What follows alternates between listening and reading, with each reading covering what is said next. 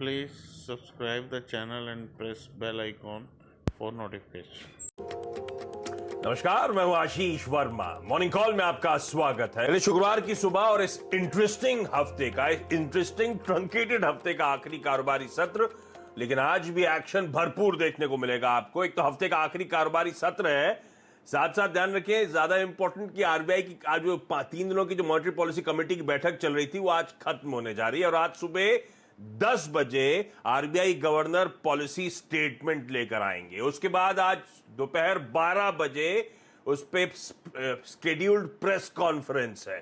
तो दिन भर हलचल देखने को मिलेगी। आज क्रेडिट पॉलिसी पे खास फोकस होगा और अच्छी बात कि पूरा बाजार, जैसे कि मैं 2 दिन से आपको मेंशन कर रहा हूं, पूरा बाजार मान के चल रहा है एक स्टेटस को पॉलिसी, यानी कि दरों में कोई बदलाव नहीं होगा। तो हम बहुत कम एक्सपेक्टेशंस के साथ इस पॉलिसी को अप्रोच करते हुए, खैर पॉलिसी में क्या क्या एंटिसिपेटेड है इस पे तो आगे बातचीत करूंगा।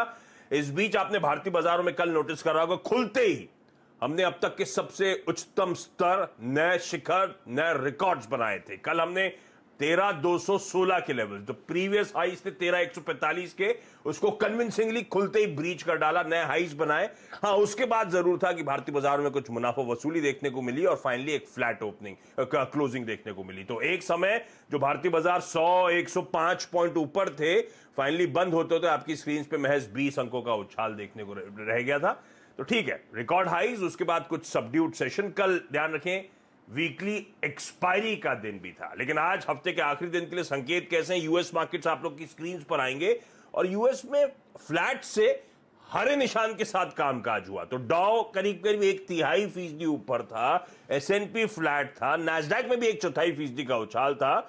तो फ्लैट से हरे निशान के साथ। तो ग्लोबली हो क्या रहा है? अच्छे मोमेंटम, अच्छी रैली के बाद कुछ कंसोलिडेशन, कुछ साइडवेज मूवमेंट, लेकिन रह के तेजी लौट रही है, इस बात का ध्यान रखिएगा।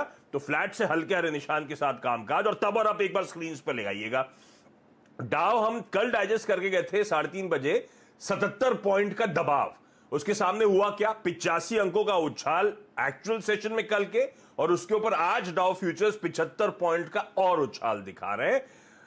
तो इसीलिए आप देखेंगे एशियन मार्केट्स और एसजीएक्स निफ्टी दिखा रहा है कुछ वापस हरकत में आते हुए। एसजीएक्स निफ्टी 40 अंकों की बढ़त के साथ इस समय कामकाज करता हुआ। अच्छा, तब और अब कच्चे तेल पर नजर रखिएगा। अब इंचअप करते करते $49 के करीब ब्रेंट क्रूड पहुंचता हुआ।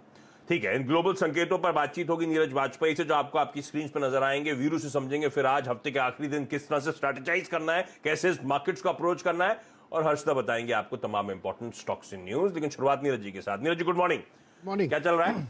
ठीक ठाक, और पैकेज वाली बात आगे बढ़ गई है और उसी पे मार्केट कल ट्रेड कर रहा था। हालांकि अगर आप दिन में देखें तो सेकंड हाफ में सेल ऑफ था मार्केट में, लेकिन फिर भी पॉजिटिव हम है, क्योंकि बातचीत हो रही है, बाई पार्टीजन है, दोनों तरफ के लोग बातचीत बढ़ा रहे हैं। तो एक होप है कि शायद ईयर एंड के लिए जो गवर्नमेंट के एक्सपेंडिचर्स हैं और साथ ही $900 बिलियन का एक पैकेज अप्रूवल आ जाएगा। मुझे लगता है शायद इस वीडियो में आगे बढ़ने से पहले डिस्क्रिप्शन बॉक्स में जो लिंक दिया गया है वहां पे क्लिक करके इंडिया के नंबर 1 ब्रोकरेज हाउस जीरोडा के साथ जुड़िए, जहां पे आपका ब्रोकरेज 0 लगेगा, और अगर लगेगा तो वो भी सिर्फ 20 रुपये इंटरडे ट्रेडिंग के लिए। वीकेंड में ही आ सकता है। तो ये बड़ी होप थी मार्केट की।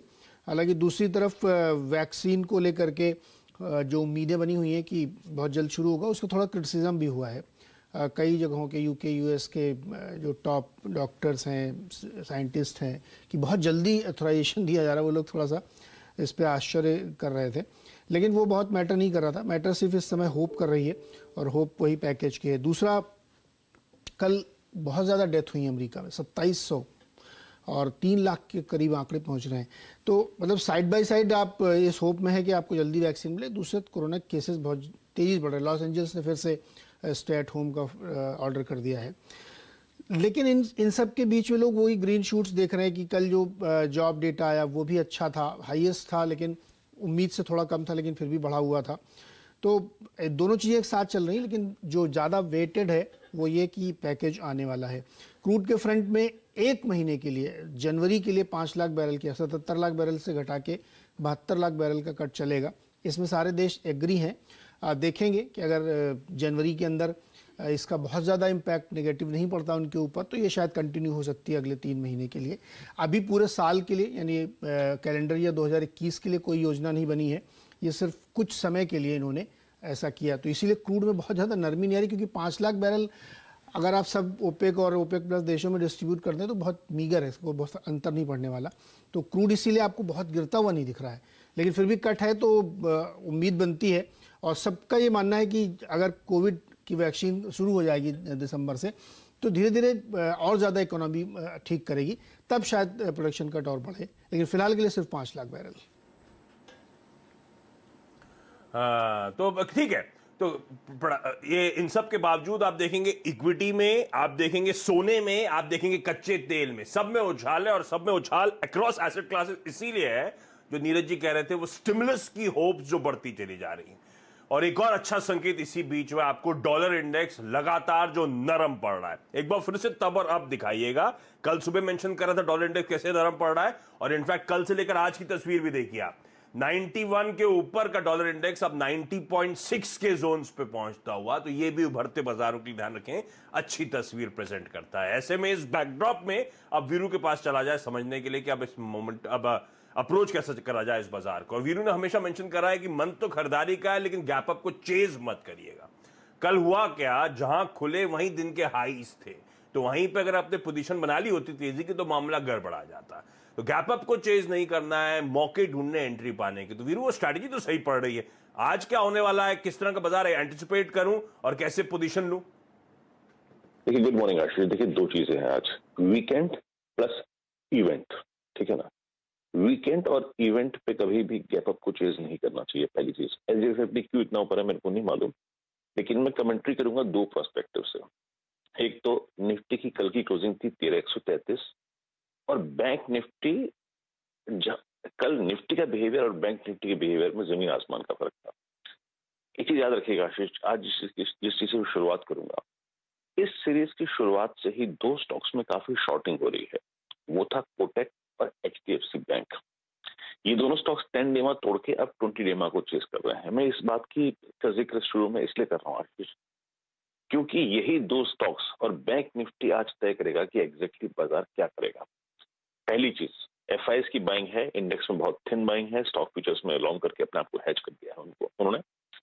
कॉल राइटर भी है, पुट राइटर भी है। पहले बैंक निफ्टी की कमेंट्री देखेंगे आज आशीष। बैंक निफ्टी याद रखिएगा 29,000 पे सबसे बड़ा पुट राइटर खड़ा है।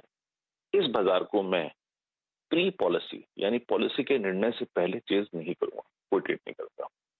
पोस्ट पॉलिसी आशीष, हमें डिप का इंतजार करना है। हिस्टोरिकली पोस्ट पॉलिसी डिप जो होता है वो हमेशा बेनिफिशियल होता है, लेकिन उसमें Please subscribe the channel and press bell icon for notification. भी हमको आज कैलकुलेटेड रिस्क लेना है।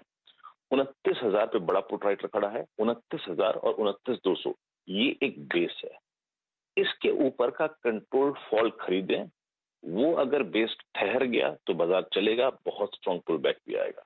और बैंक निफ्टी अपने 4-5 दिन की सुस्ती को और कोटक और एचडीएफसी बैंक की जो शॉर्टिंग है वो कवर होगी और हम ऊपर की तरफ जाएंगे।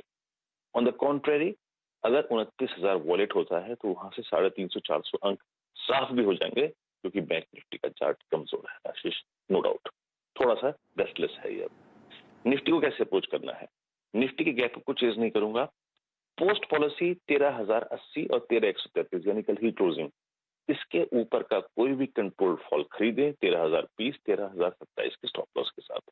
लेकिन इवेंट और वीकेंड, इस दिन गैप अप्स को चेज नहीं करना है आशीष, लेकिन क्रिटिकल होगा 29,000, 29,200। तो एक बार पॉलिसी रिलेटेड क्लैरिटी आए उसके बाद एंटर करना है, ठीक है। 9:15 पे बाजार खुलेगा, 10 बजे पॉलिसी अनाउंसमेंट शेड्यूल्ड है, तो इनिशियल ट्रेड ना लें, पॉलिसी आने दें, उसका इंतजार करें। और हमेशा देखा गया पॉलिसी के बाद जो डिप्स आते हैं वो बड़े अट्रैक्टिव होते हैं खरीदारी करने के लिहाज से।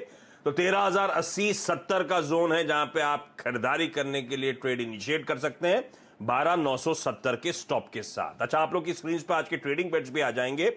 मोतीलाल ओसवाल कह रहे हैं आरबीएल बैंक खरीदारी करने के यहां पे मौके पॉलिसी के दिन 250 के टारगेट्स के लिए। एंजल ब्रोकिंग का कहना है कि साहब टॉरेंट पावर पे दाव लगाया जा सकता है खरीदना है 342 के लक्ष्य के लिए। और स्वास्तिका इन्वेस्टमेंट्स का कॉल है आईओसी। आईओसी दरअसल एक नहीं 2 एक्सपर्ट्स का कॉल था, तो मैंने स्वास्तिका इन्वेस्टमेंट्स का पिक ले लिया। अदरवाइज 2 एक्सपर्ट्स थे जो आज आईओसी पे दाव लगाना चाहते थे। आईओसी के फ्यूचर्स खरीदना है 93 और उसके बाद 95 तक के टारगेट्स यहां पे हासिल होंगे। और चलिए अब समझ लेते हैं हर्षदा से क्विकली आज के तमाम important stocks in news. Harshada good morning, बताएं। हाय आशीष, गुड मॉर्निंग। सबसे पहले नजरें तो ऑफ कोर्स आज तमाम इंटरेस्ट सेंसिटिव्स पर रहेंगी, चाहे वो ऑटो कंपनियां हो, रियल एस्टेट कंपनियां हो या फिर एनबीएफसी और बैंक हो, क्रेडिट पॉलिसी के चलते। और जैसे आप कह रहे थे कि कमेंट्री पर ज्यादा फोकस रहने वाला है। इसके अलावा कुछ और खबरों वाले शेयर ग्रैन्यूल्स इंडिया रेडार पर रखिएगा।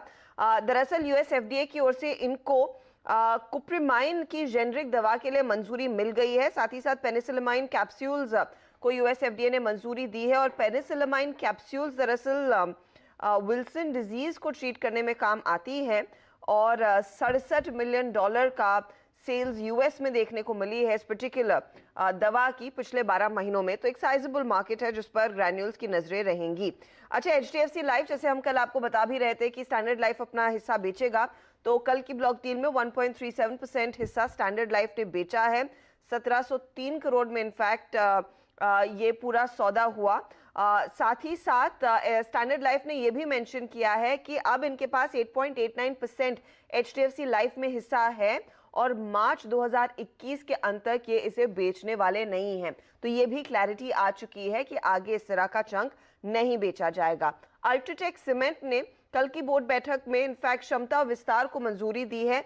5477 करोड़ तक का खर्च करने को तैयार है ये इनफैक्ट 12.8 मिलियन टन की क्षमता विस्तार करने पर पैसे खर्च किए जाएंगे, तो इस पर आप ध्यान दीजिए। टेलीकॉम कंपनियां और भारती एयरटेल के लिए एक इंटरेस्टिंग दिन रहेगा, क्योंकि जो सितंबर का डेटा आया है उसमें कॉन्शियसली हमने ये देखा है कि हाँ, जियो के भी ग्राहक बड़े हैं, करीब 14,61,000 ग्राहक इन्होंने जोड़े, लेकिन भारती एयरटेल के लिए एक लार्ज चंक हाथ आ रहा है। वोडाफोन आइडिया जो लगातार कस्टमर्स गवा रहा है, तो 37.7 लाख ग्राहक जो हैं वो भारतीय एयरटेल ने इनफैक्ट कैप्चर किए सितंबर के महीने में। और स्पेशली जो 7 लाख ब्रॉडबैंड सब्सक्राइबर्स इन्होंने जोड़े हैं उसका फायदा इनके हाथ लगेगा। एनसीसी एक और स्टॉक है जो रेडार पर आप रखेंगे आज के सत्र में, क्योंकि राकेश झुनझुनवाला ने दरअसल यहां पर अपना हिस्सा बढ़ाया है और ये 12.14% था सितंबर में, और दिसंबर के महीने में जो डेटा निकल कर आ रहा है वो यही कह रहा है कि 13.7% हिस्सा अब राकेश झुनझुनवाला का एनसीसी में हो गया है।